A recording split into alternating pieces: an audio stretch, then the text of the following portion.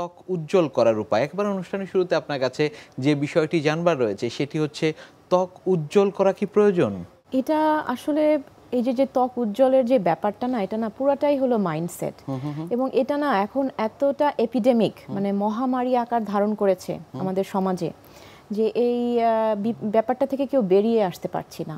আপনি যদি ইতিহাসের দিকে তাকান, ইতিহাসে তাকালে দেখবেন যে সবসময় কিন্তু হোয়াইটরাই কিন্তু রুল করে আসছে। হ্যাঁ, সো আমরা হোয়াইটরাই সবসময় রাইট, ওয়েস্টার্ন কান্ট্রি যারা আমেরিকান অ্যান্ড ইউরোপিয়ান ওরাই সবসময় রাইট, এবং ওরা যা করছে এটাই ঠিক।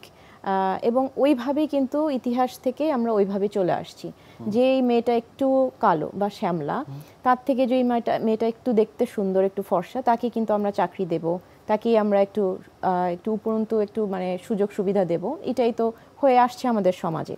তো এটা টোটালটাই কিন্তু মাইন্ডসেট। এবং যারা একটু শ্যামলা বা ফর্সা না, তাদের ক্ষেত্রেও কিন্তু সেলফ ডিনাইং এই লিগেসিটা চলে আসতেছে। মানে সেলফ ডিনাইং মানে আমি সুন্দর না এবং আমি দেখতে ভালো না, মানে এই ছোটবেলা থেকেই কিন্তু সেই বাচ্চাটাও ওইভাবেই বেড়ে উঠছে যে ও আচ্ছা, আমি তো আমার বোনের থেকে একটু কালো, বা আমি আমার ভাইয়ের থেকে একটু শ্যামলা। সো এই যে সেলফ ডিনাইং লেগেসি, যে আমি সুন্দর না, এবং হোয়াইটদের যে আধিপত্য, এই যে পুরো মাইন্ডসেটটা না, এই টোটাল এই সমাজ ব্যবস্থাটাই আমাদের এরকম।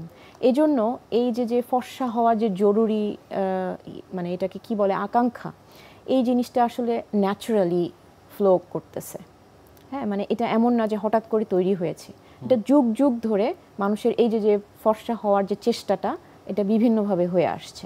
ত্বক ফর্সা হওয়া এবং ত্বকের উজ্জ্বলতা বৃদ্ধি পাওয়া, দুটি বিষয় নিয়ে একটু আপনার কাছ থেকে জানতে চাই।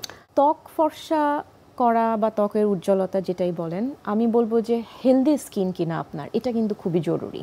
ধরেন আমি বাই বর্ন, আমি জন্মগতভাবে আমি ব্রাউন কালারের মানুষ।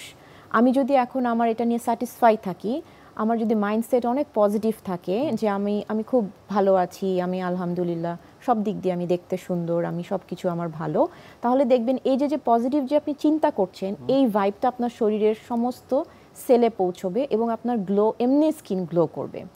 এবং অনেকে আছে দেখবেন খুবই ফর্সা মানুষ, কিন্তু দেখবেন যে তার মাইন্ডসেটটা এত নেগেটিভ, মানে সে সব কিছুতে নেগেটিভ চিন্তা করছে, অন্যের কোনো কিছু দেখে ঈর্ষা করছে, তো তার শরীরে যত সেল আছে সব কিন্তু এই নেগেটিভিটি দিয়ে ভরে যাবে এবং তার স্কিন কিন্তু একেবারে গ্লো করবে না। তখন দুজনকে পাশাপাশি রাখবেন এবং দেখবেন যে কাকে বেশি সুন্দর লাগছে। অবশ্যই যার স্কিন অনেক গ্লো করছে। তো এই ফর্সা হওয়া এবং স্কিন গ্লো করার এই তফাৎটা হলো, স্কিন যদি আপনার হেলদি থাকে এবং আপনি যদি একটা হ্যাপি হিউম্যান বিং হন, তাহলে আপনাকে দেখতে অসম্ভব সুন্দর লাগবে, যেটার জন্য আপনার ফর্সা হওয়ার কোনো জরুরি মানে আবশ্যকতা নাই। আমরা অনেকেই বলতে শুনি যে তার ত্বক রুক্ষ হয়ে গিয়েছে, আমরা বিজ্ঞাপনেও দেখি যে ত্বক রুক্ষ হয়ে গিয়েছে, বিভিন্ন ক্রিমের বিজ্ঞাপন দেওয়া হয়ে থাকে। তাদের ক্ষেত্রে কি আসলে ত্বকের উজ্জ্বলতা বাড়ানোর জন্য চিকিৎসকের কাছে যাওয়া প্রয়োজন? যে বিজ্ঞাপনগুলো আমরা দেখি না, যে সমস্ত ক্রিম মানুষ ইউজ করে, এটা তো একদমই কমন। বাংলাদেশে তো এটা এত বেশি common, lower middle class even higher ক্লাসেও আছে এটা। যেহেতু আমি গুলশান বনানীর ওই সাইডে প্র্যাকটিস করে, আমরা হায়ার ক্লাসের পিপলদেরকেও দেখি যে ত্বক ফর্সাকারী ক্রিম মেখে, ব্লিচিং ক্রিম মেখে আসতেছেন।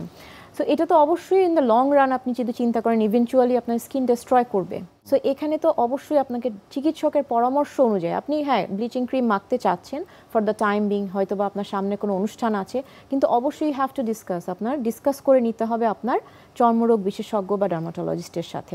তারপরে আপনি ওটা ওনার সুপারভিশনে আপনি কিছুদিনের জন্য একটা নির্দিষ্ট টাইম পর্যন্ত আপনি মাখতে পারবেন। যদি নিজ থেকে অনলাইনে কিনে বা দোকান থেকে কিনে আপনি মাখেন, সেক্ষেত্রে যেটা হবে যে আপনি এটার মেয়াদ বুঝবেন না, এটার সময় বুঝবেন না, দিনের পর দিন মাখতে থাকলে আপনার ইভেনচুয়ালি আপনার স্কিনটা আস্তে আস্তে ডিস্ট্রয় হতে থাকবে বা ক্ষতি হতে থাকবে আপনার স্কিনের। নিশ্চয়ই। আমরা অনেককে দেখি যে এই রং ফর্সাকারী ক্রিম কিনে রাতারাতি আসলে একেবারে উজ্জ্বল হয়ে যাচ্ছেন কিংবা ফর্সা হয়ে যাচ্ছে ত্বক, সেটি আসলে যুক্তিযুক্ত কিনা?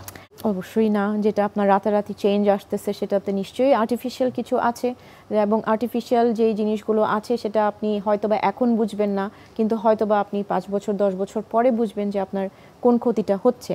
সাধারণত এইসব ক্রিমে যে সমস্ত ইনগ্রেডিয়েন্ট থাকে যেগুলোতে আপনার স্কিন রাতারাতি চেঞ্জ হচ্ছে, সেখানে যেটা হবে আপনার স্কিন স্ট্রাকচারটাকেই নষ্ট করে দেবে।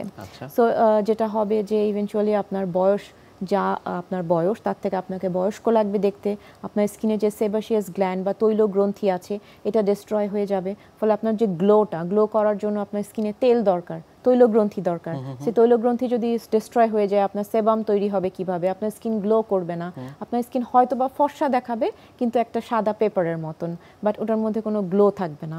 সো এই রাতারাতি যে ক্রিমগুলো মানুষ মেখে রাতারাতি ফর্সা হওয়ার জন্য যে ক্রিমগুলো মানুষ মাখছে, এটা আসলে অবশ্যই ক্ষতিকর।